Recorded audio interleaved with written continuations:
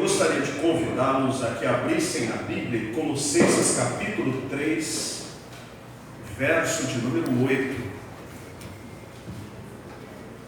Colossenses capítulo 3, verso de número 8.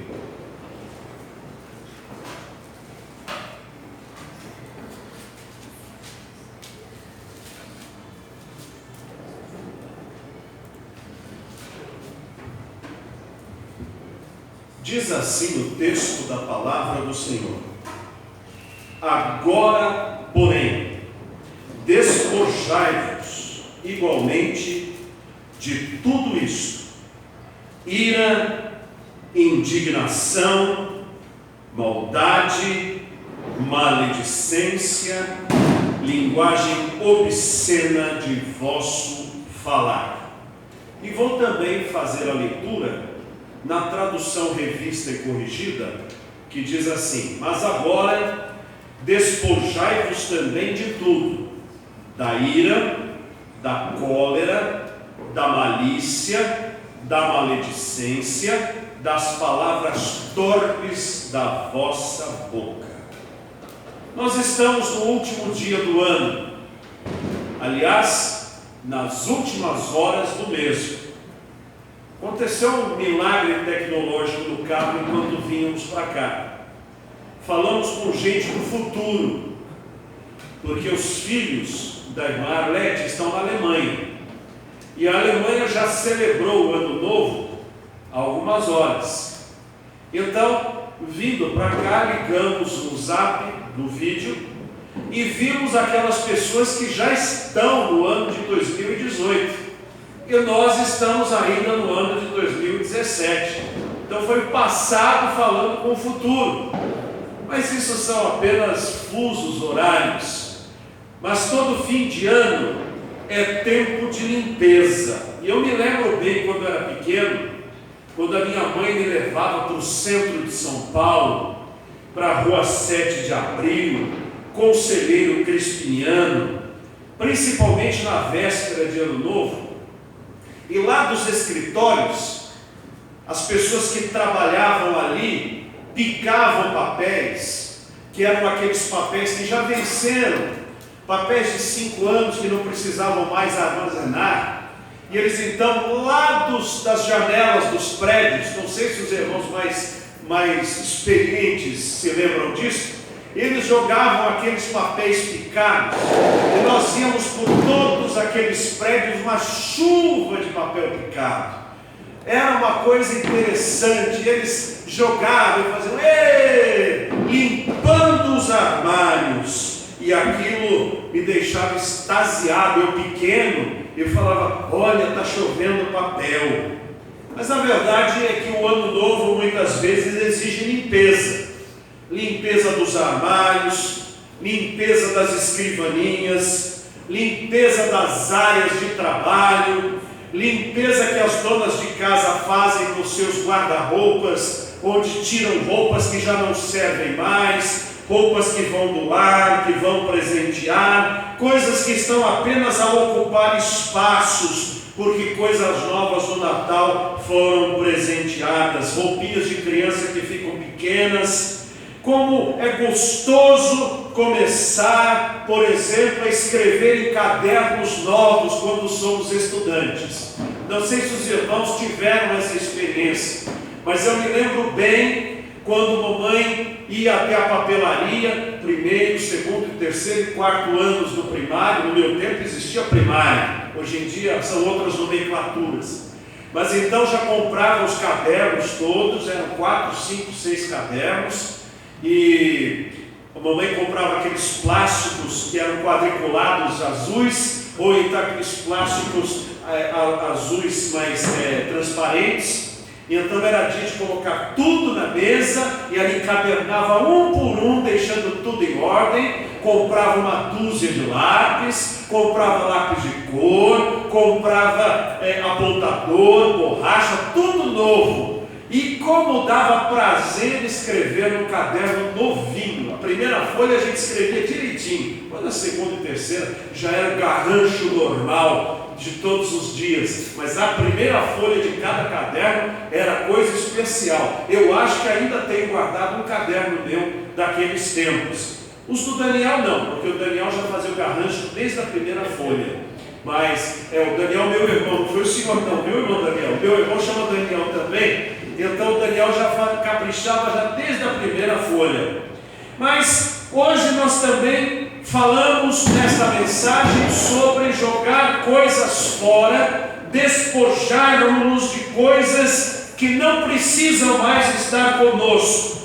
São coisas que devem sair dos nossos corações, de nossas mentes, de nosso cotidiano. E que coisas seriam estas? Estão no texto que nós lemos. E eu vou seguir a tradução, revista e corrigida, apenas pelas nomenclaturas, mas que significam a mesma coisa.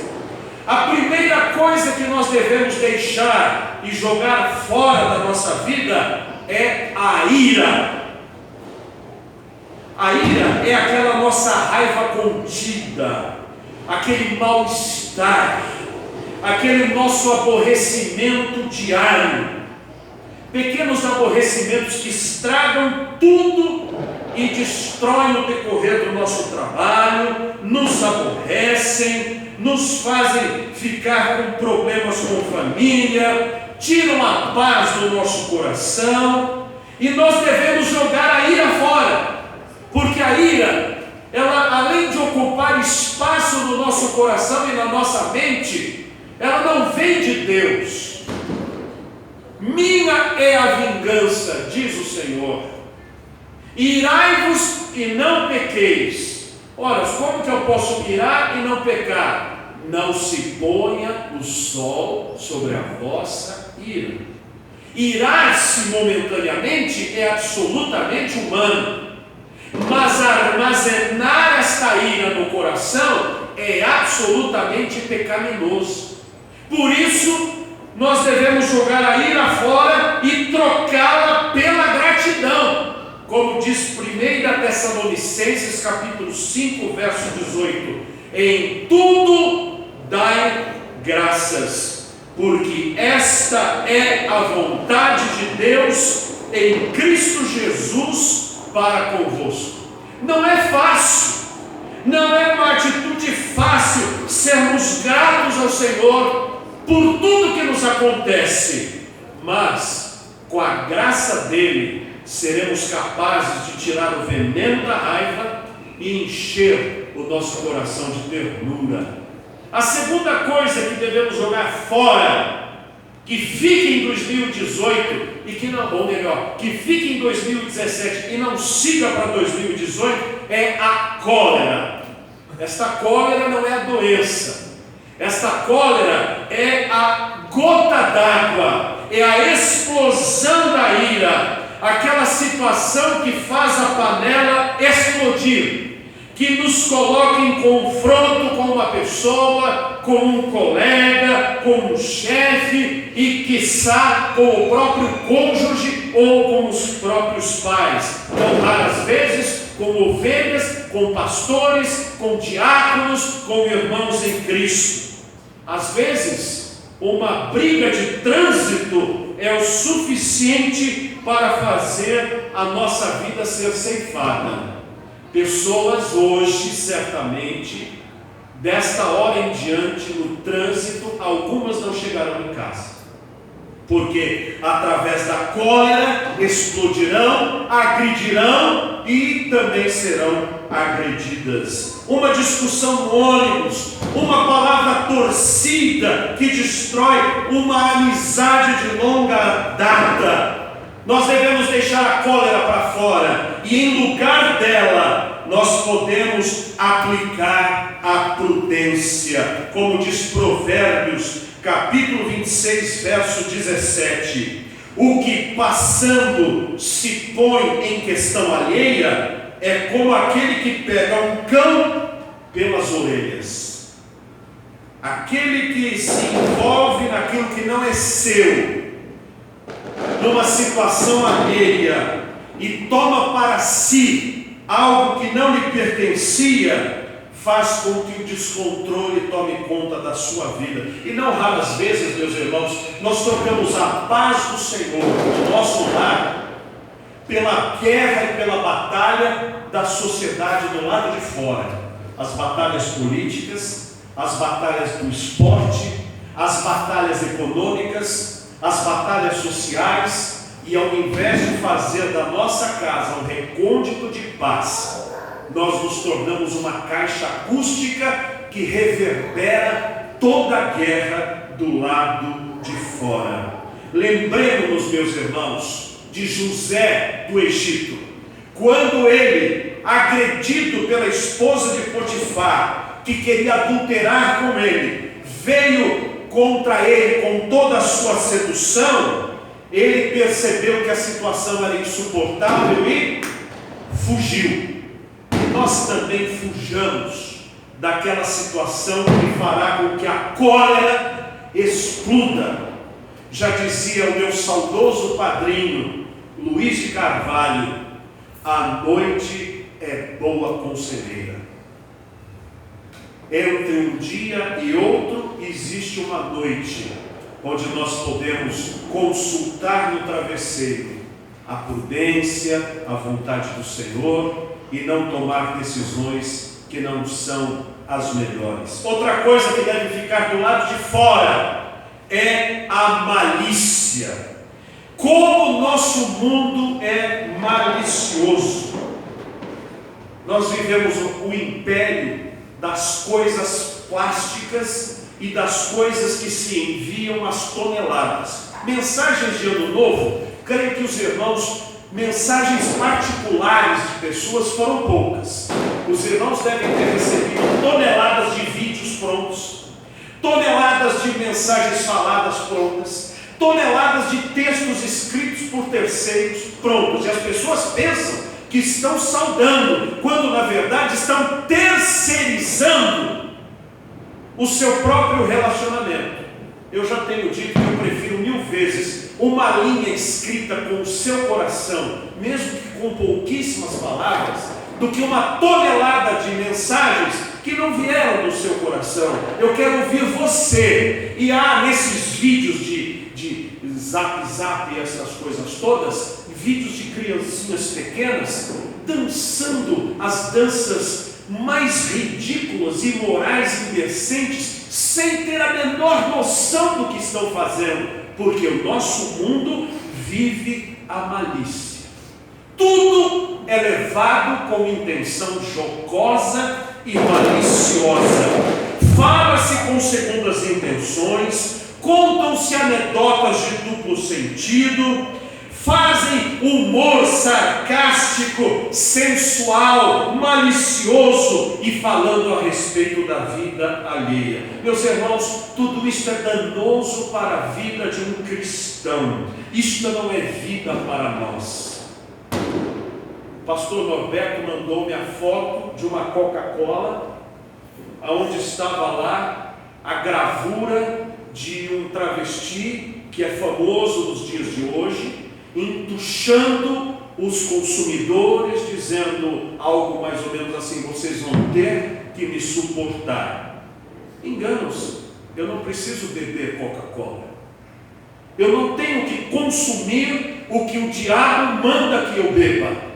Eu não tenho que me vender aquilo que não é de acordo com a vontade de Deus. Eu tenho direito a escolher as coisas do Senhor. Mas o que acontece é que muitas vezes, sem juízo de valor, nós deixamos a TV invadir a nossa casa, nós deixamos os vídeos invadirem a nossa casa e a malícia invadir a nossa conversa, e de repente a nossa casa, a nossa família, a nossa amizade, o nosso convívio está vendido à malícia. A malícia não vem de Deus, e a malícia é brecha que abrimos ao inimigo. Às vezes é apenas a aparência do mal, porém 1 Tessalonicenses capítulo 5 verso 22 diz o seguinte: abstende-vos de toda aparência do mal. Outra coisa que tem que ficar para cá e não ir para lá é a maledicência.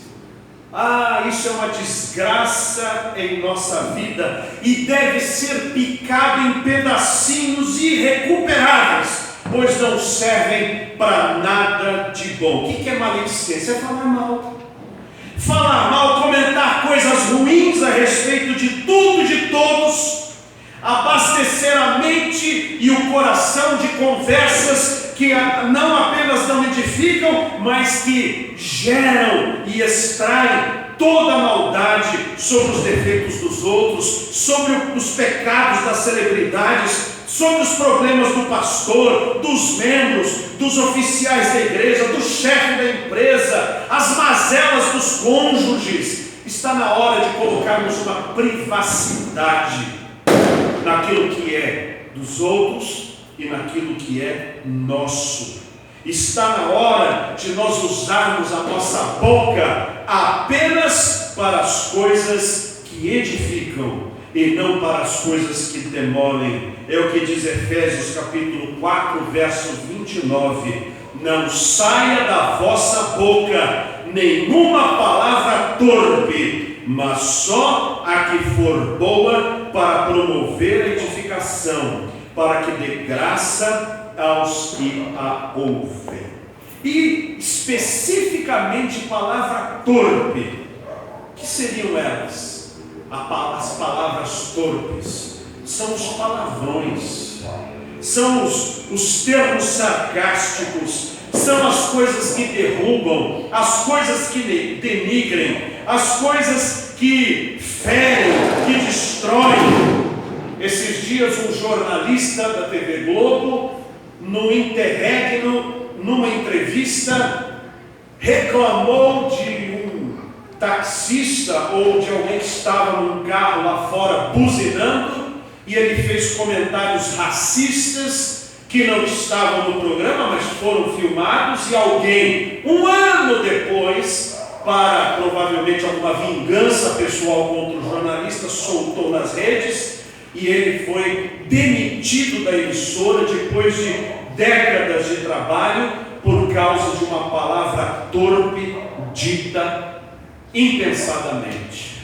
Quantas palavras torpes têm destruído relações e vidas das pessoas? Se um gravador, se o seu aparelho de celular gravasse a sua conversa em casa, gravasse a sua conversa dentro do carro, gravasse a sua conversa com seus amigos, você teria vergonha de exibi-las publicamente? Se a sua resposta for sim, é necessário repensar o tipo de palavras que saem de sua boca, porque há alguém que nos vê todos os dias, mesmo sem ter uma câmera na mão. É Deus.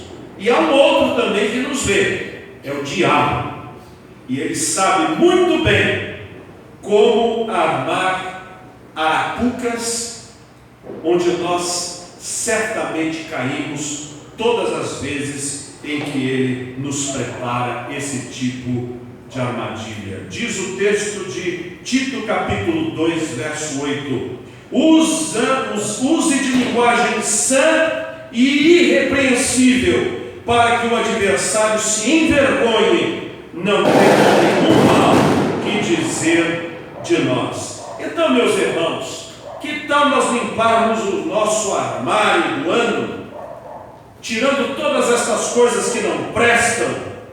Vamos pegar um saco de lixo e enchermos este saco de lixo de toda ira, de toda cólera, de toda malícia, de toda maledicência, de toda palavra torpe. Vamos amarrar bem isto e jogar fora, e trocar pela graça de Cristo, que pode nos dar não uma agenda nova, mas pode nos dar uma vida nova na presença gloriosa do Senhor.